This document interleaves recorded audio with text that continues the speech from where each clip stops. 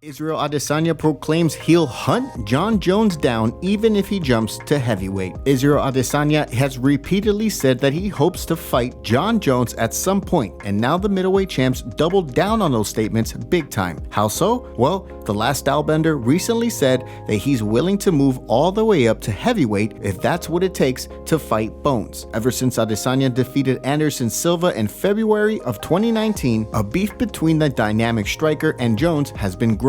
After Adesanya defeated the legendary middleweight, he reported he was going to also hunt down another GOAT contender, namely Jones. Those comments didn't go over too well with the light heavyweight champ, and he's been trading verbal shots with Adesanya ever since. As a result of their growing feud, there's been plenty of talk about Adesanya fighting Jones at some juncture. Even UFC boss man Dana White has said it's a possibility provided Adesanya scores some more wins at 185 and clears out the division a bit. But during a recent interview with BT Sport, Jones argued that Adesanya isn't really interested in fighting him. Bones also said that since he's planning to move to heavyweight, he doesn't see that super fight happening. Well, Adesanya clearly saw those comments, as during a chat with Submission Radio, he said the following: "I saw it on Instagram that by the time he goes to heavyweight, the fight will be who gives a fuck about weight. I've never given a fuck about weight. Since when? It's never been an issue for me. I've been a heavyweight in boxing and kickboxing. I'll do it again in MMA, so it's never been an issue for me. He can try and run to heavyweight, but I'll chase him down. I'll hunt him down if I have to. How about that?" And while discussing a possible timeline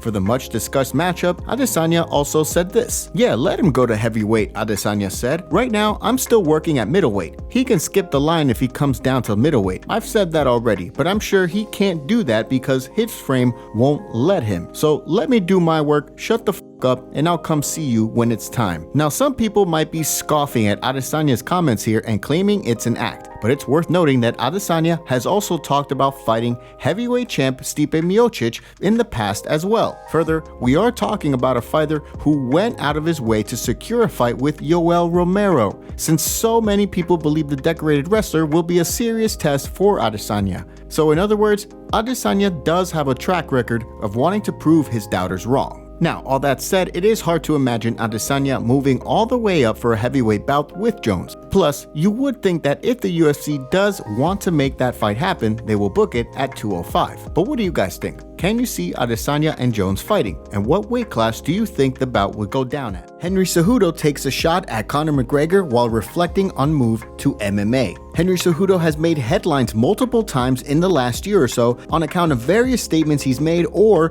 cringe-worthy videos he's shared out. Of course, the decorated wrestlers also made news by becoming a champ in the UFC, but more recently, Cejudo has turned heads by taking another verbal jab at Conor McGregor. If you followed Cejudo's career, then you know he's a former Olympic gold medalist in freestyle wrestling. In January 2013, Cejudo announced he was making the move to MMA, and recently, that fact was shared out by MMA History Today on Twitter. Well, the bantamweight champ, who recently relinquished the flyweight belt, tweeted out the following response: "How about this throwback? 7 years ago today, you were warned to bend the knee to the Olympic champion now known as Triple C. I walked the talk, not like that wannabe good guy at the Notorious MMA that can't defend a damn takedown." Now, there's a couple of things to look at here in terms of Cejudo's comments. First off, the wannabe good guy crack is very likely in reference to how McGregor acted as his octagon return neared at UFC 246. Unlike the lead up to many of McGregor's other fights, he was pretty respectful towards Donald Cerrone, and Fight Week featured almost no exchanges between the stars. After McGregor quickly took out Cerrone, he was also very respectful and humble in victory. Some people argued that McGregor's good behavior was on account of the incidents and allegations which have been circling around him over the last year or so. So, does Cejudo think McGregor's nice and friendly behavior was just an act? As far as McGregor's takedown defense, Cejudo certainly isn't the only person who has taken pokes at the Irish fighter's grappling and wrestling game. But to be fair, we've only seen McGregor fight in the octagon twice since 2016. In 2018, he was taken down by Khabib Khabib Nurmagomedov 3 times, but Khabib is one of the best wrestlers MMA has ever seen. So many would argue you can't trash McGregor's takedown defense that much on account of what happened in that fight. Then you also have to wonder if Cejudo really means what he's saying, right? After all, Triple C has done his fair share of trolling other fighters in recent months. That said, this didn't mark the first time Cejudo's taken a verbal jab at McGregor. For example, after Demetrius Johnson moved to one championship, the expectation was that the UFC was going to shut down the flyweight division. McGregor proceeded to criticize one CEO, Chatri Sityodtong, and called on him to sign other flyweights that had been released by the UFC. Well, in November 2018, Cejudo proceeded to tweet out this at McGregor: "Don't worry about the flyweight division, Conor. You should worry about your wrestling and grappling skills and your spirit." So as you can see, Cejudo has been taking shots at Conor's grappling game and character for a little while now. But what do you guys think? Are these comments just Cejudo trying to grab more of the spotlight, or does he seriously like knocking the star down a couple of pegs? Could it be a combination of both? Dana White says plan is to have Conor McGregor fight for the 155 title next, but is Conor on board? Hey, before we started another channel called Watch MMA. If you're interested in top 10 UFC moments and more, check us out, link in the description. Back to our story. Immediately after Conor McGregor quickly put away Donald Cerrone last month at UFC 246, Dana White wasted little time before saying the plan was to have the star fight for the 155 title. Well, now that Kamaru Usman and Jorge Masvidal are reportedly set to fight, White repeated that plan for McGregor. But are Conor and his team on board? Leading up to UFC 246, there was massive buzz about Masvidal and McGregor fighting if Conor defeated Cerrone. Both fighters, especially Masvidal, expressed an interest in the matchup. But since McGregor's triumphant return, White said that having the star wait for the winner of the April 18th bout between Khabib Nurmagomedov and Tony Ferguson makes the most sense. Then, this past week,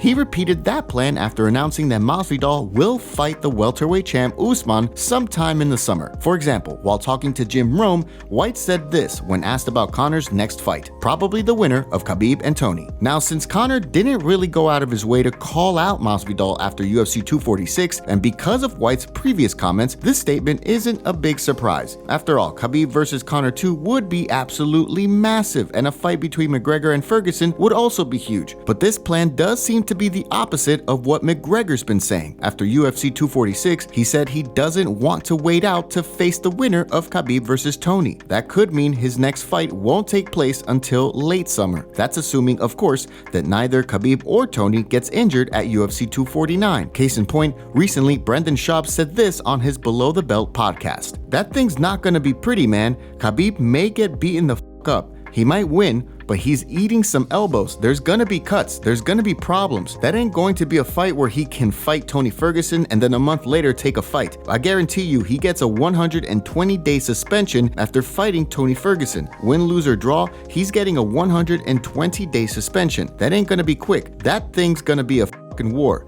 Those are the best 255ers on the f***ing planet. That's the best matchup at lightweight of all time." Yep, Schaub isn't the only person to voice this concern. When you consider the abilities of both Nurmagomedov and Ferguson, it is kind of hard to imagine both fighters emerging from that fight unscathed. So by the time either one is ready to fight again, we could be looking at, say, September or October, maybe even later. So what do you think? Is Conor willing to jeopardize his plan to have a 3-fight 2020 and wait out for the winner of Khabib versus Tony? Could he insist that the UFC give him another bout in the interim? And will the UFC agree?